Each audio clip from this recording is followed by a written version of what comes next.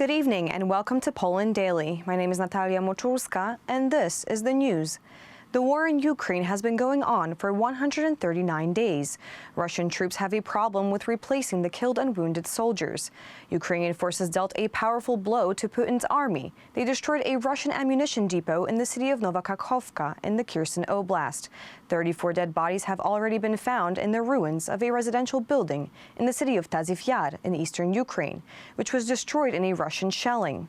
Last night, Kharkiv experienced more brutal attacks by the Russian army. The shells hit the apartment building. The situation is similar in the Odessa, Donetsk, and Luhansk oblasts, where the fighting continues there as well. The city of Taziev Yar in the Donetsk region is being cleared of debris. Russian terrorists attacked 2 apartment buildings. At present, it is known that 31 people have died and 9 have been saved. Due to the dramatic situation in the occupied territories, President Zelensky and representatives of the Ukrainian government warn that the Russians have one last chance to reverse. The ongoing mobilization of the Ukrainian army will bring the fight to an end. One should run away from Mariupol as long as there is time, because in the fall, the city's occupying authorities plan to start a general mobilization there. Everyone will go to the front without exception.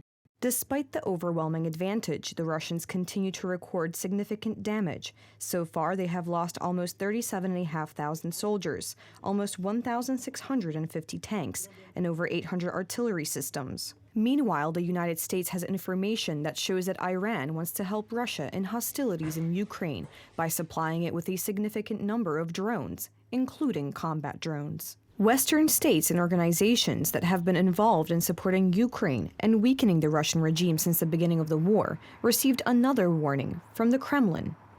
A spokeswoman for the Russian Ministry of Foreign Affairs, Maria Zakharova, said that the West was risking unleashing World War III. In unleashing a hybrid confrontation with Russia over Ukraine, the United States and its allies are teetering dangerously on the brink of a nuclear conflict. By provoking the escalation of the crisis, Washington and its allies are approaching a military confrontation with our country, and thus a direct military conflict between the nuclear powers. As reported by the British Ministry of Defense, Russian troops in Ukraine have an increasing problem with replacing the killed and wounded soldiers, which may force the Ministry of Defense to turn to non-traditional sources of recruitment, such as prison staff. The Strategic Communications Department of the Ukrainian Army reported that in the self-proclaimed Moscow-controlled Donetsk People's Republic, almost all of the deputy commanders of the Russian 106th Airborne Division were killed in the Ukrainian attack near Shakhtarsk. The government has adopted a draft law on gas safety, which provides for the extension of tariffs for the sale of gas to households, among others by the end of 2027. In turn, yesterday, the last Polish onshore section of the Baltic Pipe gas pipeline was approved for operation. The raw material should start flowing to Poland at the beginning of October. Government spokesman PIOTR emphasized that the project extends tariff protection for households and strategic institutions such as hospitals, schools, and kindergartens until 2027. As has been the case so far, that is, it will be possible from the state budget to subsidize the tariffs accordingly, so that the gas prices will not be increased in such a way as is directly attributable to market conditions. There is also a project to increase gas storage. The law makes the operation of these storage facilities more flexible, also provides for the prospect of increasing storage capacity in Poland, and facilitates procedures related to increasing storage facilities in Poland, so as to increase their size in the future and thus ensure even greater gas security in this area. The high prices of energy resources also include taxes imposed by the European Union, which were to motivate countries to accelerate energy transformation. In the face of drastically rising energy prices, politicians more and more often talk about changing the climate policy, for example, in the form of the Fit for 55 package. This is an important package to protect the environment, but at this point, with limited energy resources, in my opinion, this package should be suspended. Not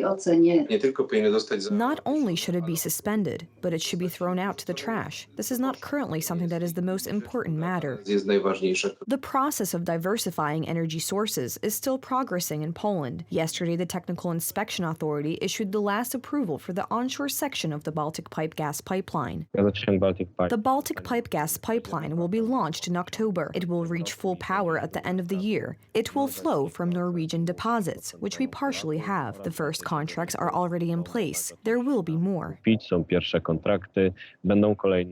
Orlen Group is also carrying out diversification activities. These are, for example, investments in renewable energy sources. In the first quarter this year, the Orlen Group had energy assets with a total capacity of 3.4 gigawatts, including 649 megawatts of renewable energy. By 2030, the Orlen Group and its portfolio will reach 4.5 gigawatts. We are talking about low and zero emission energy. The largest Polish fuel conglomerate is planning further investments in small nuclear reactors. The first one may be built by 2030. It is possible to build several or even a dozen or so reactors with a capacity of 300 megawatts each. We would like to use the energy not only for the needs of production plants, but also to supply the Polish network. Despite declarations, Germany is far behind when it comes to diversifying energy sources. Now they are panically trying to fill their gas storage facilities before the start of the heating season. In addition, the operation of the Nord Stream 1 gas pipeline was suspended until July 21st due to maintenance yesterday. Berlin fears that the tap with Russian gas will be closed after that date. In February of 2023, they are to have the first floating LNG terminal. Until then, they may even need this gas from other EU countries under the Regulation on Security of Supply, which somehow regulates EU countries to share their stocks. Germany is currently at the final stage with regard to shutting down the last 3 nuclear power plants. There are coal technologies that emit as much CO2 as gas power plants, and Germany, after all, had power plants which for ideological reasons were closed. According to a survey, 79% of participants declare that they intend to save electricity and gas due to the situation on the energy resources market. Only 21% do not declare such actions.